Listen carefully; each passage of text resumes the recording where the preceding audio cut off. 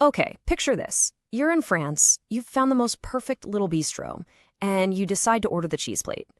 You know that feeling that comes next, right? It's this mix of pure excitement and just a little bit of panic. Well, don't worry, we're going to turn you into a cheese master. Exactly. The waiter wheels over this massive cart, gives you that expectant look, and all of a sudden your nice relaxing meal feels exactly like a pop quiz you did not study for. It's that classic moment of tourist intimidation, but trust me, it happens to literally everyone. And here's why it feels so completely overwhelming. We are talking about over 1,200 varieties of cheese in France. It isn't just food, it's a massive part of the country's cultural identity. Heck, even the locals can find all that choice a little bit daunting sometimes. But we're gonna fix all that right here, right now. This is your journey from feeling like an intimidated tourist to a confident taster. We're gonna take that anxiety and turn it into pure, delicious appreciation. So what's the big secret to cracking the cheese code?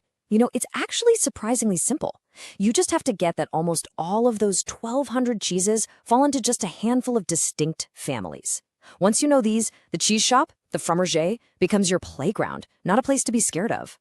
This right here, this simplifies everything. First up, you've got your bloomy rinds like brie and camembert.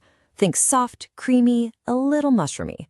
Then you have the infamous stinky cheeses, the washed rinds, like époisses, which have this really pungent smell, but a surprisingly savory, meaty flavor. Next are your firm, nutty, pressed cheeses, like the amazing Comté. Then, of course, the sharp and salty blues, like Roquefort. You've also got tangy, acidic goat cheese, or chèvre. And finally, the really mild, unaged fresh cheeses. Seriously, this is your cheat sheet. And the cool thing is, this idea just keeps building. Because in France, you can't separate the food from the place it comes from. The cheese you're eating is literally a map of flavors.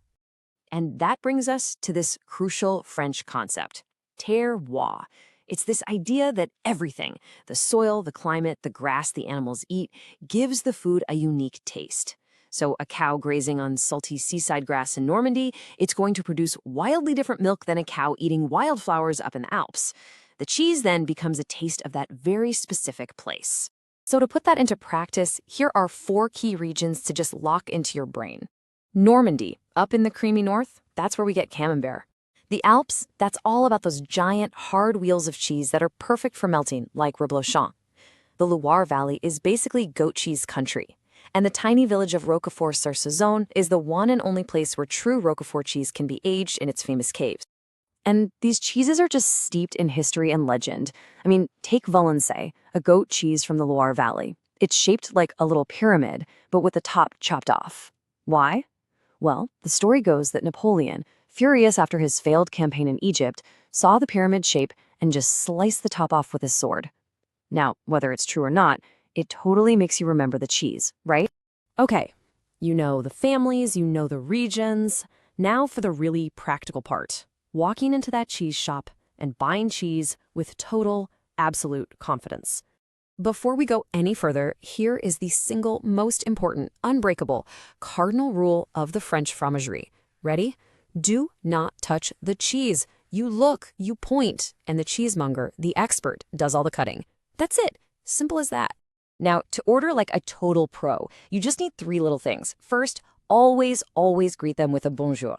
Second, you need to tell them when you plan on eating the cheese. A cheese that's perfect for tonight might be totally overripe by tomorrow. So just saying, c'est pour ce soir, it's for tonight, is key.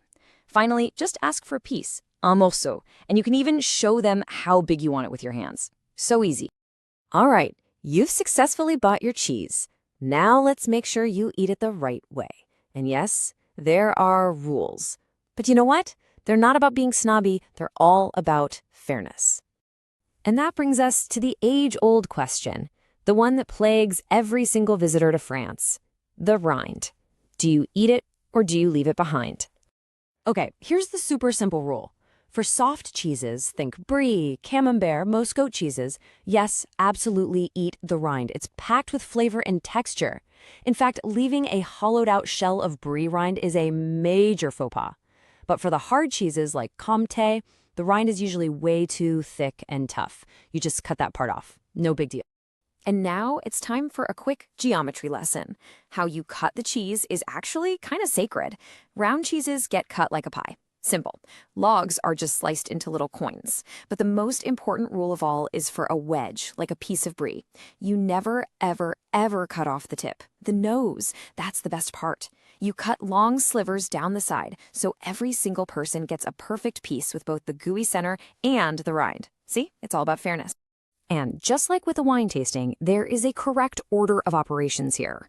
You always start with the mildest cheese, like a fresh goat cheese, and you work your way up to the strongest, like that pungent blue. If you start with the blue cheese, your palate is just going to be totally overwhelmed, and you won't be able to taste any of the delicate flavors in the other cheeses. Oh, and speaking of pairings, let's just bust a huge myth right now. We all think red wine and cheese, right? Well, maybe not.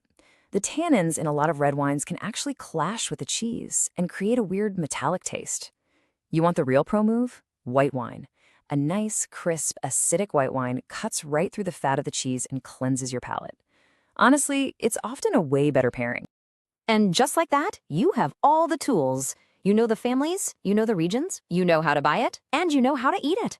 The great cheese intimidation, it is officially over. So, the next time you sit down with a beautiful piece of Comté or a creamy camembert, just remember this. You're not just eating a snack.